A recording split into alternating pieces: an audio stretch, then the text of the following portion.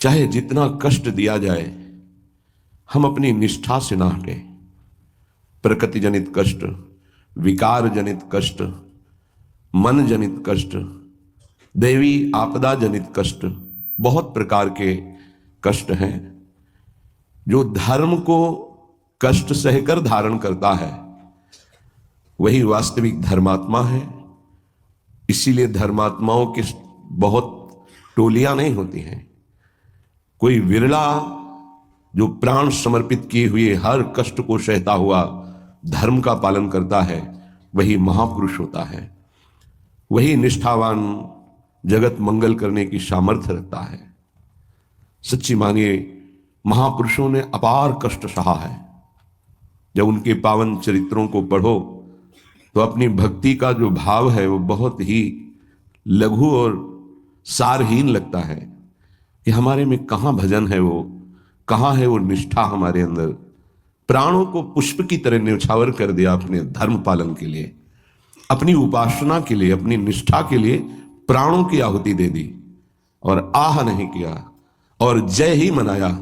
आपकी जय हो हे प्रभु, आपका ये जो विधान है ये मुझे परम मंगल सुखदायी है।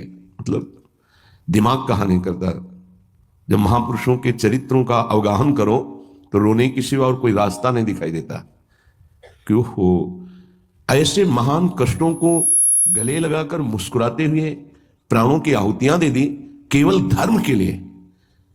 इतिहास भरा हुआ है ऐसे महापुरुषों से। हम उपासना के मार्ग में चलते हैं, थोड़ा भी कष्ट नहीं सह सकते। प्राकृतिक दैवी आपदा इनकी बात नहीं कर रहा, केवल इंद्रियों की विलासता।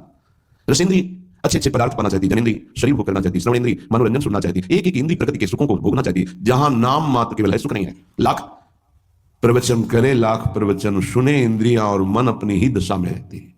सोचो उन महापुरुषों को जिन्होंने, ये तो बहुत छोटी बात है सहना, भीषण यातनाएं दी गई उनके शरीर में कि आप अपने धर्म को छोड़ दीजिए। यातनाओं को हंसते हुए स्वीकार कर लिया।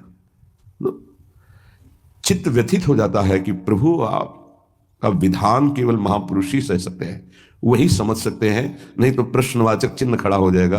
आप कहां थे जब ऐसा हो रहा था? तो आप कहां थे? आपका व्रत है करो सदा तिनके रखवारी, महिमा सुनी है सीम की चाप सके को ताशु, बड़ रखवार रमापति। फिर ऐसा, पर वो प्रश्नवाचक चिन्ह शरणागति अधूरी कच्ची होने के कारण होती है। उन महापुरुषों का अपना अस्तित्व ही नहीं रह जाता है, केवल स्वयं भगवान ही बैठे होते हैं। तब ये स्थिति।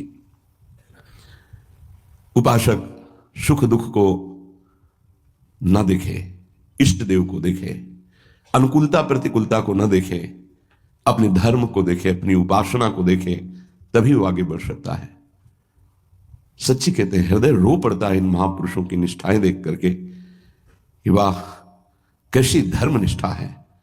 देह प्राण ते प्रिय कछु नहीं, किसी का भी हो देह और प्राण बहुत प्रिय है, लेकिन इन महापुरुषों ने, गुरुजनों ने देह प्राण की किंचन मात्र परवाह नहीं की धर्म के लिए।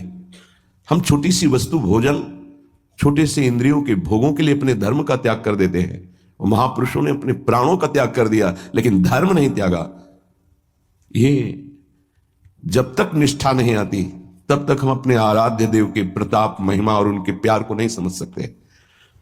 अनुकूलता को, सुख को, सम्मान को तो कोई भी कृपा मान के स्वीकार